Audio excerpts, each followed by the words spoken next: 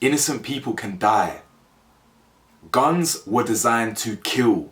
They were not designed to save. Let that sink in. Early in the morning, Welcome back to the channel, guys. You already know who it is. It's your boy Cam, Topical Juice. And it's with a bit of a heavy heart that I'm reporting this story today. As you probably have already seen from the news, or if you haven't, because the news is quite often coronavirus dominated, Canada's had the worst mass shooting in its history over the weekend in Nova Scotia, where minimum 18 people have been murdered. So this video is pretty much just giving you a brief story about what happened over the weekend and the tragic events surrounding the story and what we can learn from this, because I like to report on trending stories as well, but I like to give it a bit of a topical twist, shall we say. So what can we actually learn from from this mass shooting that's happened in Canada? Just giving you a brief background of the story. Over the weekend in Nova Scotia, a 51-year-old called Gabriel Wortman went on a bit of a serial killing spree, essentially. So literally this 12-hour rampage began on Saturday.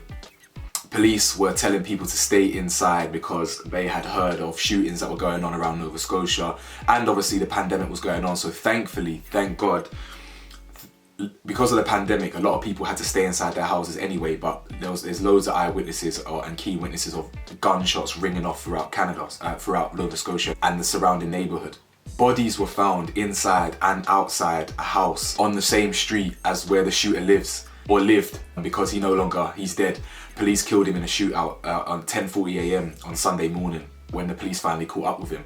But essentially this killer has gone on a rampage, killing people in and around his area, and then the shootings continued around 30 miles around where the shooter lived. So having read CNN and some of the news online in America, the killer, Gabriel, literally had himself disguised as a police officer. He managed to somehow have a police officer disguise on, drive around in a marked car, and essentially start shooting people. Among the dead is a police officer, so I want to say rest in peace to the police officer. Among the dead is a teacher, rest in peace to the teacher. 2 healthcare professionals. So these are people who are innocent. Having read this story, I wanted to do a bit of research on Canada's gun laws. So in Canada, you've got 3 classes of firearms. You've got non-restricted, restricted, and prohibited. So from my understanding, I think it's a shotgun and rifle. They essentially don't have to be registered. Now, anything semi-automatic, handguns or assault rifles have to be registered, and you have to go through rigorous training, rigorous tests, theory this, assessment there. Like it's quite strict. Then you've got prohibited guns. Fully automatic rifles and handguns are illegal, straight up illegal in Canada. So this kind of leads me on to the topical space of the video, or the topical piece. What can we learn from this?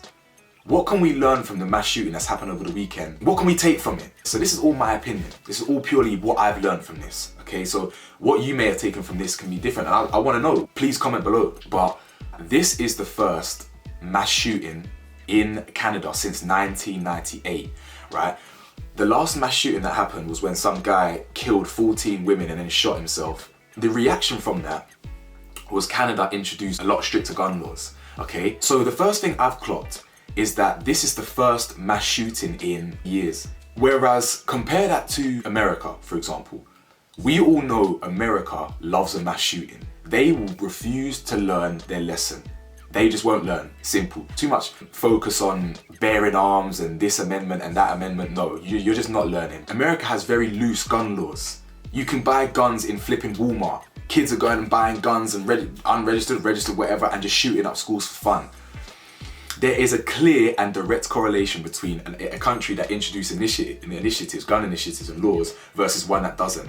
If I remember correctly, I don't want to miseducate, I don't know this for a fact, I can't remember, I may have read this years ago. I'm sure I remember England doing the same thing. I'm sure England had loose gun laws decades ago, and then one mass shooting or one little shooting, not one little shooting, but one shooting was all it took for us to introduce gun laws. How many mass shootings have we had since?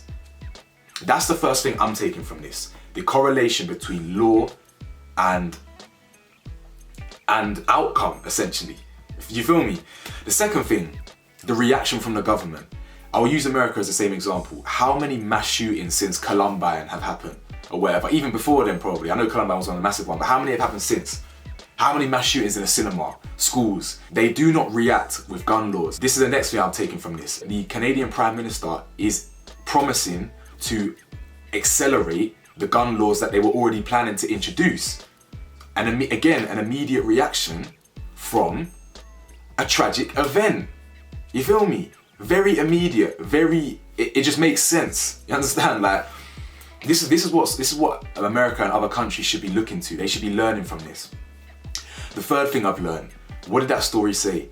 He knew some of the victims, most of them were random. What does that tell you? Innocent people can die. Guns were designed to kill. They were not designed to save. Let that sink in. Most of the people, if not all of the people that watch this video, I'm not even anticipating a lot of views on this video, to be honest, but most people that watch this video, if not all, have never seen a gun in real life. If you've seen a gun in real life, it hits home more. They're not designed to save. They are designed to kill. So when you've got this thing in your pocket, why do you think you walk around with so much confidence? And you feel like, and you've got this God complex and this, that. Because you know you've got something in your arsenal, you got something in your pocket, you got something in a man bag that can take a life. Do you understand?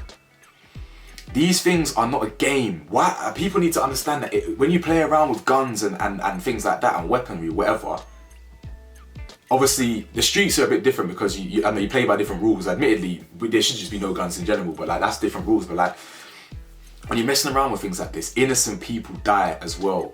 How many times have we seen that brave soul, that brave person try and stand up for someone and they live to tell that tale? Yeah, it's great, and I'm all for standing up for injustice. But you have to think in the back of the mind, if that bangs off, or if he tweaks and aims that and pulls the trigger, you're done. Collapsed. You feel me? Completely finished. What else can we learn? What else am I taking from this? You don't need a motive. They haven't identified the killer's motive yet. Not to mention the fact that he knew some people and he didn't. There's been some reports that his next door neighbor, they used to socialize for years, and like they knew a bit about his personality in terms of like his dark side. So I think he used to get jealous from his ex-girlfriend, this, that. But is that enough of a motive to start shooting people? So what does that tell you? Some people don't need a motive. You can get it and you can get got at any time. We have to count our blessings. I'm sorry. You can get gone anytime. Anytime. Your mum, your dad, your friends. Anytime, no matter where you are. Actually, that's something else we can learn. That's the first mass shooting in over 20 years. So that means it can happen anywhere. You understand? That's something we can learn. It can happen anywhere. Don't get complacent. So this is why I don't understand America again, because not only is it can happen anywhere, it's actually happening specifically in your country, and you still don't learn. I don't know, I feel a type of way when I see stories like this, because this is such a waste. It really is such a waste of life. A random guy who, I don't know, what we know so far, a random jealous guy who's gone around on a 30-mile chase around Nova Scotia, Canada, and shot and killed 18 people and injured more, including nurses, teachers, and police officers. Come on, man. Thanks for sticking through the video. I hope you liked, obviously not the content, it's quite sad, but I hope you liked the video and subscribe if you're new, and I'll see you tomorrow for another quite sad topic, but it's very, very important. So yeah, these controversial topics need to be spoken about, so that's what we're gonna do in a bit. Topical juice.